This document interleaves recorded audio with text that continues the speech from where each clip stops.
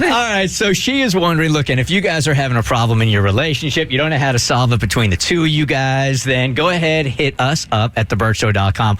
We'll throw it out to Bert Show fam. There's got to be somebody in the country going through the same thing you are. And in this case, she's not really sure what to do because she got vaccinated. He refuses to get vaccinated, but it's her husband and they're living under the same roof, so she's really, really upset. Cassie's got the email.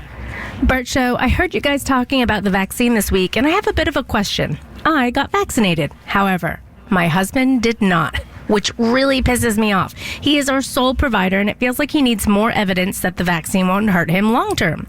3 days ago, he came down with a cold, chest cough, sniffles, fever, the whole nine. He went and got tested for coronavirus. If I'm being honest, I was really annoyed that this was an issue for our family. I had zero remorse for how he was feeling because I felt that he brought it on himself and he was about to expose me and my kids. He was about to put us all at risk. Turns out he tested negative. And even with this scare, he still refuses to get the vaccine. What are families doing when one parent gets vaccinated and the other doesn't? Are you guys dealing with the same tension as we are in my house? Emily. Well, this is good. 1-855-BERT Show. I have this going on in my house right now. So I got vaccinated, and my fiance is a researcher, and a researcher, and a researcher, and a researcher. So we're a year now into the pandemic, and she's still researching the vaccine, and I'm trying to push her on. She's not against it. She just wants to make sure she's doing the right thing. But here we are in the house now, and I'm vaccinated, and she's not. So I wouldn't say there's any tension there. I sure wish she would. I've expressed that. That's for sure. But we have the same thing going down. So if one is vaccinated and the other isn't, if you're not going in as a family, it's just made me think, I mean, there's an outside the house question also for sure. But within the house, I mean, yeah, it just kind of lingers there for me, Mo.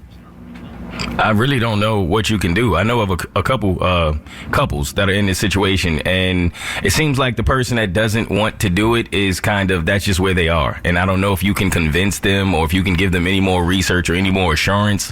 It seems like being patient is really your only option for them to come around, because once they're stuck there, what can you really do? Yeah, I don't think there's any more research that my fiance can do over the course of the next 2 weeks that's going to push her on one side or the other. It's either like I'm going to do it now or I'm not. And my guess is because we've gone this far, she's not going to get it.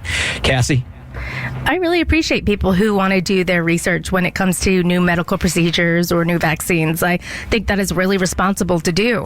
But the way I look at it as well also is coronavirus has long-term effects that can be really, really damaging if you catch it. And for me, if it's just a couple and there are no kids involved, well, you got the vaccine, so you're protected. So let them live their life. But for my worry is for the child or children who aren't protected and can't get vaccinated either. And I'm also guessing the parent wouldn't want their kid, even if they could get the vaccination, to get it without more research. Again, I understand it. But for me, then that would mean somebody needs to quarantine at home if that were my family. You also have to remember, though, Cassie, that you're talking about long-term effects from coronavirus. We don't know what the long-term effects from the vaccine are going to be. I mean, it was pushed through so quickly, and it needed to be, but we don't know what the long-term effects are going to be there either.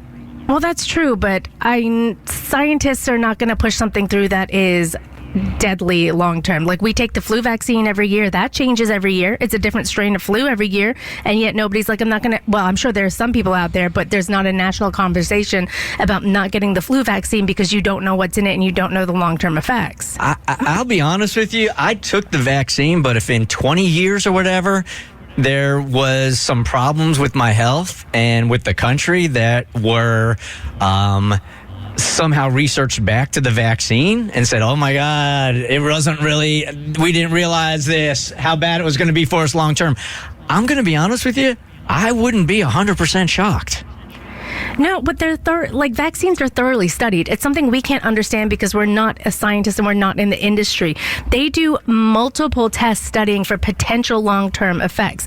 And let's not kid ourselves. People know the long-term effects of smoking, of drinking, of eating unhealthily, and we do all of that anyway. So this is something now that can help public health, could save your life, can save the life of others, vetted by scientists and the world's global leaders. And yet some of us are like, I'm not sure, I'm not going to do it, and then we continue to engage in risky behavior. So I don't know what scientists were saying back in the days, but maybe the cigarettes is a really good example, because the cigarette companies and even in courtroom hearings were telling us that, nah, man, ain't nothing wrong with tobacco and nicotine. It's actually really, really good for you. And the whole country went, oh, that's cool. I'll just keep puffing away. So maybe that is a really good example.